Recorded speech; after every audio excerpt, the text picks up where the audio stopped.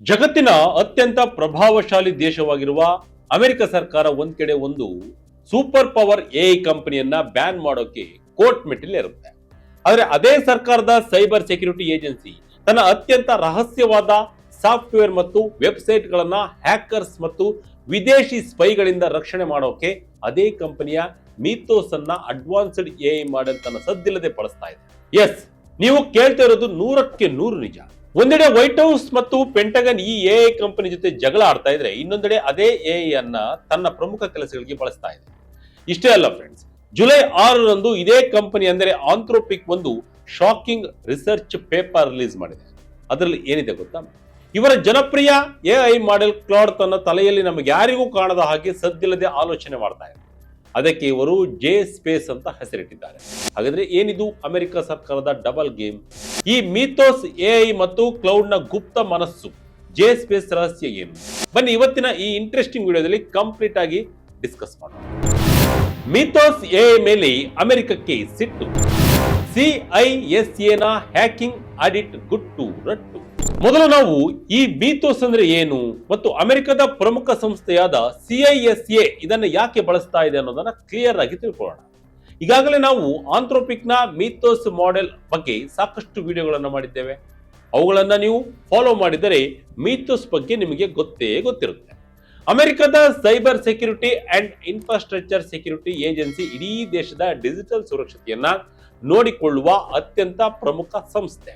Reuters ವರದಿ ಮಾಡಿರುವ ಪ್ರಕಾರ ಸಿಐಎಸ್ಎ ಅಟ್ಯಾಕ್ ಸರ್ಫೇಸ್ ಇವ್ಯಾಲ್ಯೂಯೇಷನ್ ಅನ್ನು ಟೀಮ್ ನಮ್ಮ ಆಂಥ್ರೋಪಿಕ್ ಕಂಪನಿಯ ಅತ್ಯಂತ ಪವರ್ಫುಲ್ ಎಐ ಮಾಡಲಾದ ಮೀಥೋಸ್ ಅನ್ನ ಬಳಸಿ ಸರ್ಕಾರಿ ಸಾಫ್ಟ್ವೇರ್ ಕೋಡ್ ಗಳನ್ನ ಸ್ಕ್ಯಾನ್ ಮಾಡ್ತಾ ಇದೆ. ಯಾಕೆ ಗೊತ್ತಾ?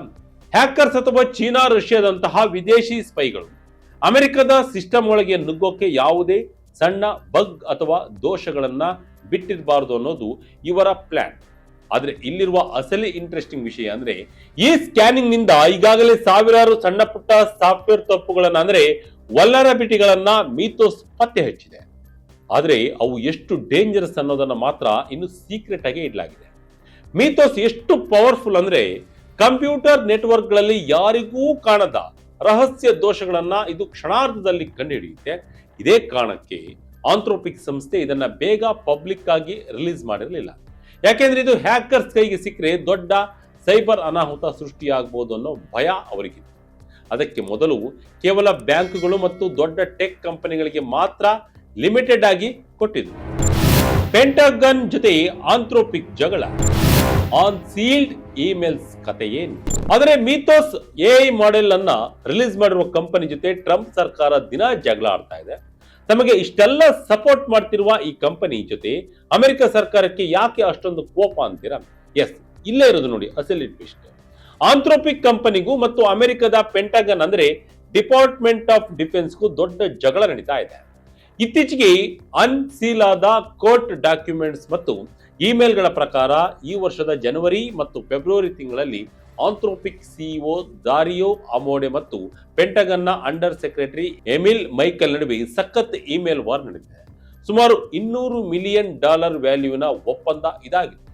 ಆದರೆ ಆಂಥ್ರೋಪಿಕ್ ಸಿಇಒ ಡಾರಿಯೋ ರವರು ಒಂದು ಸ್ಟ್ರಿಕ್ಟ್ ರೂಲ್ಸ್ ಹಾಕಿದ್ರು. ಅದೇನಂದ್ರೆ, ನಮ್ಮ ಎಐ ಮಾಡೆಲ್ ಕ್ಲೌಡ್ ಅನ್ನ ಯಾವುದೇ ಕಾರಣಕ್ಕೂ ಫುಲ್ಲಿ ಆಟೋಮೆಟಿಕ್ ವೆಪನ್ಸ್ ಅಂದರೆ ಮನುಷ್ಯನ ಸಹಾಯವಿಲ್ಲದೆ ಶೂಟ್ ಮಾಡೋ ರೋಬೋಟಿಕ್ ಆಯುಧಗಳಿಗೆ ಬಳಸಬಾರದು ಮತ್ತು ಅಮೆರಿಕದ ನಾಗರಿಕರ ಮೇಲೆ ಡೊಮೆಸ್ಟಿಕ್ ಮಾಸ್ ಸರ್ವೈಲೆನ್ಸ್ ಅಂದರೆ ರಹಸ್ಯವಾಗಿ ನಿಗಾ ಇಡೋಕೆ ಬಳಸಬಾರದು ಅಂತ ಹಠ ಹಿಡಿದಿದ್ರು.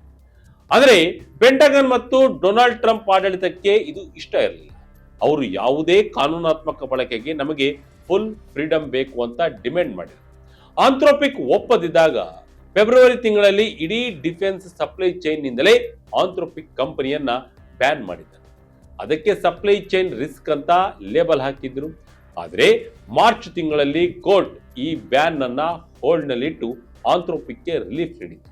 ಇಲ್ಲಿ ಮತ್ತೊಂದು ತಮಾಷೆಯ ವಿಷಯ ಅಂದ್ರೆ, ಫೆಬ್ರವರಿಯಲ್ಲಿ ಸರ್ಕಾರ ಬ್ಯಾನ್ ಮಾಡಿದ್ರು ಕೂಡ ಅಮೆರಿಕದ ಪ್ರಖ್ಯಾತ ಇಂಟೆಲಿಜೆನ್ಸ್ ಏಜೆನ್ಸಿ ಎನ್ಎಸ್ಎ ಏಪ್ರಿಲ್ನಿಂದಲೇ ಮೀಥೋಸ್ ಎಐ ಅನ್ನ ಕ್ಲಾಸಿಫೈಡ್ ನೆಟ್ವರ್ಕ್ ನಲ್ಲಿ ಟೆಸ್ಟ್ ಮಾಡ್ತಾ ಇತ್ತು. ಎನ್ಎಸ್ಎ ಅನಾಲಿಸ್ಟ್ಗಳು ಮತ್ತು ಎಐ ನ ಸೈಬರ್ ಸೆಕ್ಯೂರಿಟಿ ಕೆಪಾಸಿಟಿಗೆ ಫುಲ್ ಫಿದಾ ಆಗಿದ್ದಾರೆ ಅನ್ನೋ ವರದಿ ಕೂಡ ಬಂದಿದೆ. ಪೇಬಲ್ ಗ್ಲೋಬಲ್ ಬ್ಯಾನ್ ಆದದ್ದು ಯಾಕೆ? ಇಂಟರ್ನೆಟ್ ನಲ್ಲಿ ಅಮೆರಿಕದಿಂದ ಶಟ್ ಡೌನ್. ಸ್ನೇಹಿತರೆ, ಈ ಡ್ರಾಮಾ ಇಷ್ಟಕ್ಕೆ ಮುಗಿಯಲ್ಲ. ಈ ಮೀಥೋಸ್ ಮಾಡೆಲ್ ನ ಪಬ್ಲಿಕ್ ವರ್ಷನ್ ಆದ ಪೇಬಲ್ ಅನ್ನ ಆಂಥ್ರೋಪಿಕ್ ಲಾಂಚ್ ಮಾಡಿದಾಗ ಟ್ರಂಪ್ ಸರ್ಕಾರ ಮಗದೊಂದು ಶಾಕ್ ಅನ್ನ ನೀಡಿತ್ತು. ಈ ಮಾಡೆಲ್ ಅನ್ನ ಯಾವುದೇ ವಿದೇಶಿ ಬಳಕೆದಾರರು ಯೂಸ್ ಮಾಡದ ಹಾಗೆ ಬ್ಯಾನ್ ಮಾಡಬೇಕು ಅಂತ ಆಂಥ್ರೋಪಿಕ್ಗೆ ಪ್ರೆಷರ್ ಹಾಕಿದೆ. ಇದರಿಂದಾಗಿ ಕಂಪನಿ ತಾತ್ಕಾಲಿಕವಾಗಿ ಇಡೀ ಮಾಡೆಲ್ ಅನ್ನೇ ಗ್ಲೋಬಲ್ ಆಗಿ ಶಟ್ ಡೌನ್ ಮಾಡಬೇಕಾಗಿ ಬಂತು. ಇಷ್ಟೆಲ್ಲ ಗಲಾಟೆ ಆದ್ಮೇಲೆ ಕೇವಲ ಹೋದ ವಾರವಷ್ಟೇ ಈ ಮಾಡೆಲ್ ಅನ್ನ ಮತ್ತೆ ರೀಸ್ಟೋರ್ ಮಾಡಲಾಗಿದೆ. ಅಮೆರಿಕ ಸರ್ಕಾರಕ್ಕೆ ತಂತ್ರಜ್ಞಾನ ಬೇಕು, ಆದ್ರೆ ಅಲ್ಲಿ ಬೇರೆಯವರ ಕೈಗೆ ಸಿಗಬಾರದು ಅನ್ನೋ ಭಯ ಎಷ್ಟಿದೆ ಅನ್ನೋದಕ್ಕೆ ಇದು ಅತ್ಯುತ್ತಮ ಎಕ್ಸಾಂಪಲ್ ಅಲ್ವಾ?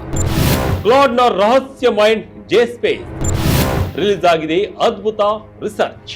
ಈಗ ನಾವು ಈ ವಿಡಿಯೋದ ಅತ್ಯಂತ ರೋಮಾಂಚಕ ಭಾಗಕ್ಕೆ ಬರೋಣ. ಜುಲೈ 6ರಂದು Anthropic researcher verbalizable representation form a global workspace in language models ಅನ್ನು ಒಂದು ಸಂಶೋಧನಾ ವರದಿಯನ್ನ ಪ್ರಕಟಿಸಿದ್ದಾರೆ.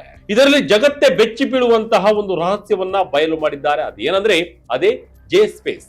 ಏನಿದು ಜೆ ಸ್ಪೇಸ್ ಅಂದ್ರೆ, ಹೆಸರೇ ಹೇಳುವಂತೆ ಇದು ಗಣಿತದ ಜಕೋಬಿಯನ್ ಕಾನ್ಸೆಪ್ಟ್ ನಿಂದ ಬಂದಿರುವ ಹೆಸರು. ನಮ್ಮ ಕ್ಲೋಡ್ ಎಐಗೆ ತನ್ನದೇ ಆದ ಒಂದು ರಹಸ್ಯ ಇಂಟರ್ನಲ್ ವರ್ಕ್ ಸ್ಪೇಸ್ ಅಥವಾ ಗುಪ್ತ ಮನಸ್ಸಿದೆ ಅಂತ ಸೈಂಟಿಸ್ಟ್ಗಳು ಕಂಡುಹಿಡಿದಿದ್ದಾರೆ. ಸಾಮಾನ್ಯವಾಗಿ ಎಐ ಅಂದ್ರೆ ಏನು? ನಾವು ಕೇಳಿದ ಪ್ರಶ್ನೆಗೆ ತಕ್ಷಣ ಅದು ವರ್ಡ್ ಬೈ ವರ್ಡ್ ಪ್ರೋಸೆಸ್ ಮಾಡಿ ಉತ್ತರ ಕೊಡುತ್ತೆ ಅಲ್ವಾ? ಆದ್ರೆ ಕ್ಲೋಡ್ ತನ್ನ ಒಳಗೆ ಕೆಲವು ರಹಸ್ಯ ನ್ಯೂರಲ್ ಪ್ಯಾಟರ್ನ್ ಗಳನ್ನ ಹೊಂದಿದೆ.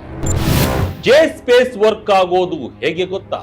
ಉದಾಹರಣೆಗೆ, ಕ್ಲೋಡ್ ಯಾವುದಾದ್ರೂ ಒಂದು ನಿರ್ದಿಷ್ಟ ಪದವನ್ನ ತನ್ನ ಮನಸ್ಸಿನಲ್ಲೇ ಇಟ್ಕೊಂಡಾಗ ಅದರ ಒಳಗಿರುವ ಜೆ ಸ್ಪೇಸ್ ಅನ್ನೋ ರಹಸ್ಯ ಜಾಗದಲ್ಲಿ ಆ ಪದಕ್ಕೆ ಸಂಬಂಧಿಸಿದ ನೆನಪುಗಳು ಲೈಟ್ ಆಫ್ ಆಗ್ತವೆ.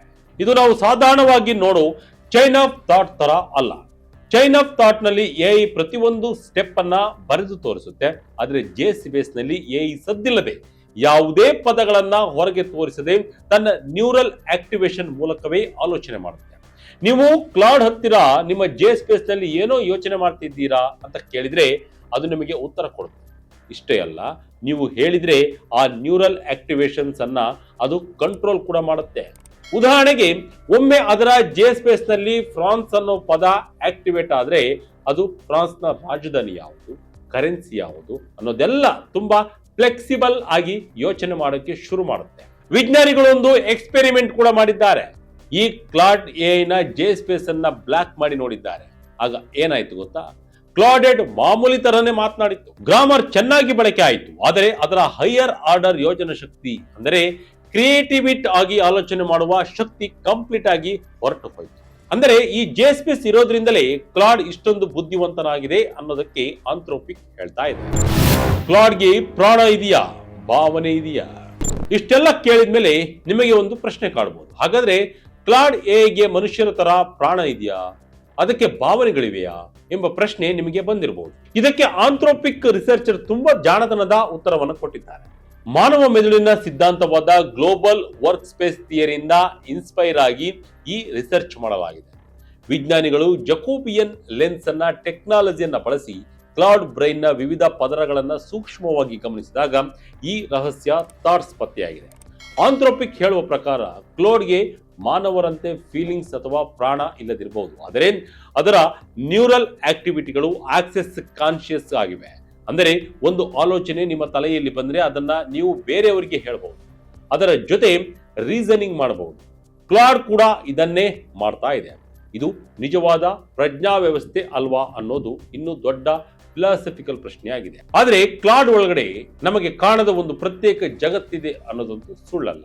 ಒಟ್ಟಿನಲ್ಲಿ ಸೈಬರ್ ಜಗತ್ತಿನಲ್ಲಿ ದೊಡ್ಡ ಕ್ರಾಂತಿಯೇ ಆಗ್ತಾ ಇದೆ. ಅಮೆರಿಕ ಸರ್ಕಾರ ತನ್ನದೇ ಆದ ರಕ್ಷಣಾ ಇಲಾಖೆಯಿಂದ ಆಂಥ್ರೋಪಿಕ್ ಕಂಪನಿಯನ್ನ ದೂರ ಇಡೋಕೆ ನೋಡಿದ್ರು ಕೂಡ ಕೊನೆಗೆ ಅದರ ಮೀಥೋಸ್ ಎ ಮುಂದೆ ಮಂಡಿ ಊರಿ ನಿಂತಿದೆ. ಇತ್ತ ಕ್ಲಾಡ್ ತನಗೆ ಸ್ವಂತ ಬುದ್ಧಿ ಇದೆ ಅನ್ನೋದನ್ನ ಜಗತ್ತಿಗೆ ನಿರೂಪಿಸ್ತಾ ಇದೆ. ಮುಂಬರುವ ದಿನಗಳಲ್ಲಿ ಈ ತಂತ್ರಜ್ಞಾನ ಇನ್ನು ಎಲ್ಲಿಗೆ ಹೋಗಿ ತಲುಪುತ್ತೋ ಗೊತ್ತಿಲ್ಲ. ಎಐಗಳಿಗೆ ನಿಜವಾಗಿಯೂ ಸ್ವಂತ ಬುದ್ಧಿ ಬರ್ತಾ ಇದೆಯಾ? ಈ ಬೆಳವಣಿಗೆಗಳ ಬಗ್ಗೆ ನಿಮಗೆ ಅನಿಸಿದ್ದನ್ನ ಕಮೆಂಟ್ ಮೂಲಕ ತಿಳಿಸಿ.